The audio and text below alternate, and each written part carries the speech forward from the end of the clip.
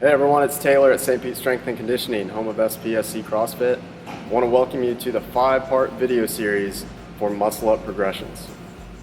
The focus of this video series is going to be to identify your weaknesses in the muscle up. This video is part 1, and we're going to go over sort of a primer of what you need to have before you start attempting muscle ups. Too many people try to jump up on the rings and they're just flailing around. They don't have enough strength to properly pull or get out of the dip or maybe even swing and stay in their positions. So the point of this is kind of set the stage for the next 4 pieces and go over what you have to have before we even start trying to do ring muscle ups. If you go before you're ready, you're going to end up just not being efficient.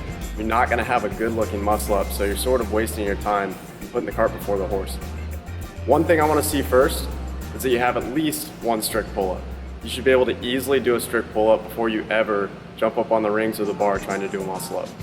The second thing is a strict dip. So you want to be able to do ring dips without too much problem, because you are going to be generally catching in the bottom of a dip, and if you can't get out of that, you're going to have big problems going into multiple muscle ups.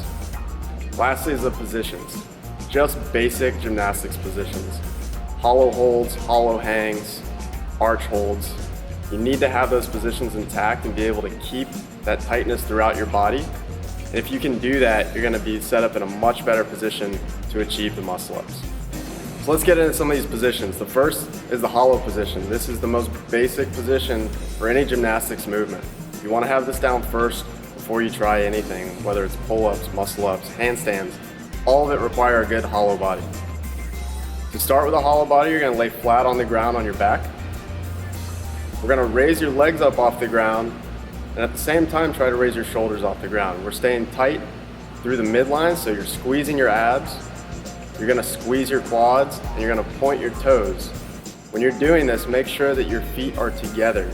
You don't want to separate your feet and your legs because you're going to lose energy that way. So keep everything tight, keep it together, and we're going to hold that position.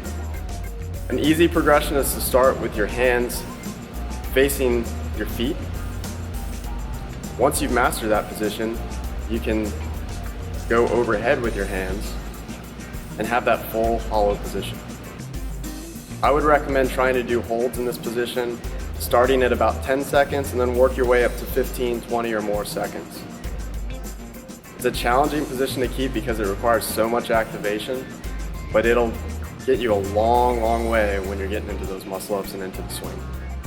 You can take this hollow position, and then you can also do things like hollow hangs. This is going to come into play when you're hanging from the rings or you're hanging from the bar. So I like to start with the bar. You're going to keep an active shoulder, and then we're just going to mimic that same position we were in on the ground. Squeezing your abs, squeezing your quads, keeping your feet together, pointing your toes. All those things need to stay intact. The second position is the arch hold. You can start this the same way as you did your hollow hold on the ground. And you're basically going to get into what's also known as the Superman position. Your arms are extended overhead. You're looking slightly up ahead of you. Your legs are off the ground, trying to get your quads off the ground if possible. But again, pointing your toes, squeezing everything and staying active. This is just basically the reflection of the hollow body. So when you're swinging, you're going to be going back and forth between the hollow and the arch. You can also practice the arch hold on a GHD.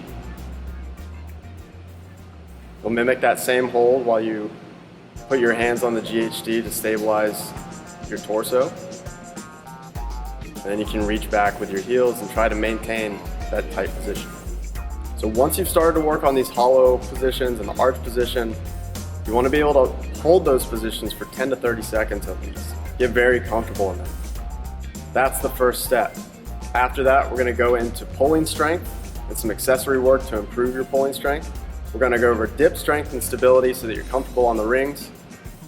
The fourth piece will be turnover and technique, so you know what to do once you get on top of the rings. And then the last piece will be putting it all together. How are we going to do a muscle up? By putting all these pieces together and then stringing them together so you can get multiple reps.